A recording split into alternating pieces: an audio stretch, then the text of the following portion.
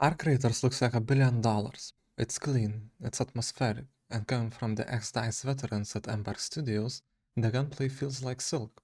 On paper, the extraction shooter we've been waiting for, the one that finally drags the genre out of the janky Russian indie dev basement and into the AAA limelight.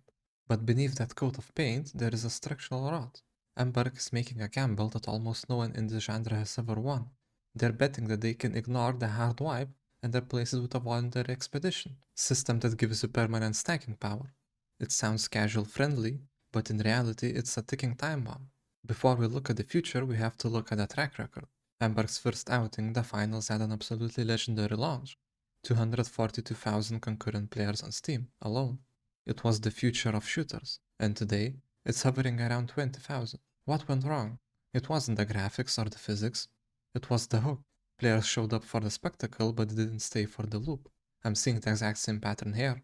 Embark builds beautiful worlds, but they seem to have a fundamental misunderstanding of what keeps a competitive community breathing for years, instead of months. Let's talk about the Expedition project. In most extraction shooters, a wipe is the great equalizer. In Tarkov, when the server wipes, the billionaire Chads and the Timmys both wake up with a pistol and a dream. It's a fresh start that brings the community back together. Arc Raiders says no, we're too modern for that. Wiping is mean. Instead, they give you an optional reset.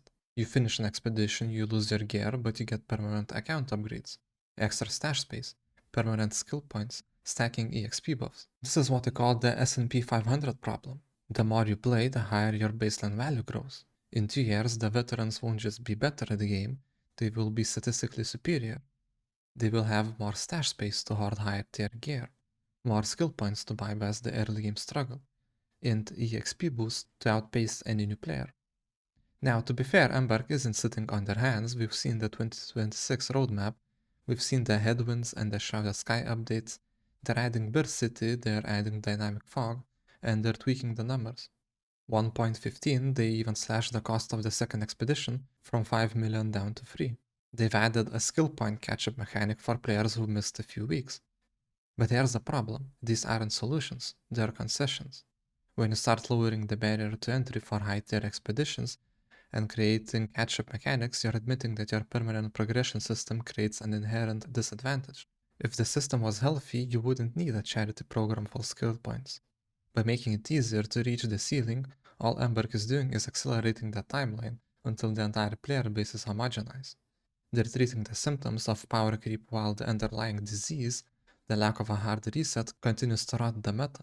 Imagine you're a new player in 2028. You've heard Arc Raiders is good, so you jump in. You're level 1.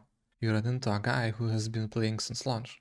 He's not just better than you, he has 4 years of accumulated scrappy buffs.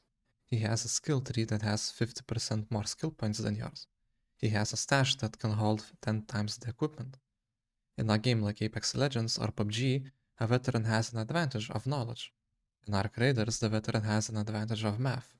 And when the math determines the winner of a fight, the casual audience leaves. They don't just leave, they never show up in the first place. Look at the games that actually grow. Path of Exile doesn't just stay alive, it breaks its own records years after launch. Because the League system is a hard reset that forces everyone to solve a new puzzle from scratch. Apex Legends and PUBG, before they started tripping over their own feet, grew because the playing field was the same every time the dropship door opened. The truly great games grow post-launch because they prioritize the ecosystem over the individual's hoarding instinct. Arc Raiders is doing the opposite. It's catering to the player who can't let go of their progress. And in doing so, they're nuking the long-term health of their servers. There's a specific kind of developer hubris I've seen before, most notably with high-res studios. Hi-Res is famous for making the next big thing. Global Agenda, Times Ascend, Realm Royale, you name it. They find a brilliant core mechanic, build a massive audience, and then proceed to fumble the bag by making bizarre systemic choices that drive everyone away. Realm Royale is the perfect example. It had a unique class system and forging mechanic that players loved. Then the devs decided to streamline it to be more like Fortnite. The player base vanished overnight because the devs thought that they were smarter than the people playing their game. I fear Embark is in that same headspace. They think they've solved the problem of the punishing wipe. They think they can satisfy the casuals while keeping the sweats engaged with prestige rewards. But in extraction shooter, if you remove the risk of losing everything, you remove the reason to play. If the endgame is just stacking permanent percentages until you're a god, the irony is that this system is supposed to help casual. You don't have to worry about losing your progress, they say, but casuals are the ones who suffer most when a game doesn't wipe. Casual player who can only play 5 hours a week will never catch up to the expedition sweats, who are stacking permanent skill points every month. At least in Tarkov, the casual players know that in 6 months, the playing field resets. In Arc Raiders, the gap only widens. It creates a gentry class of players who have effectively beaten the game's economy, while the new players are left fighting for scraps in a world that wasn't built for them.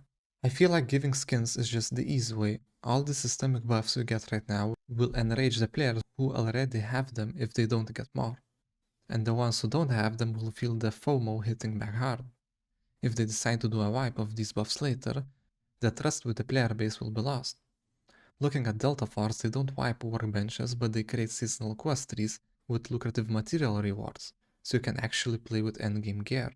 Arc Raiders should head in that direction, but they are already in a hard position. I want Arc Raiders to succeed, the industry needs a win, and Embark has the talent to deliver. But if they don't find a way to reset the power scale, if they don't realize that the struggle is the actual product they are selling, this game will follow the exact same trajectory as the finals. A massive launch followed by a slow agonizing slide into irrelevance.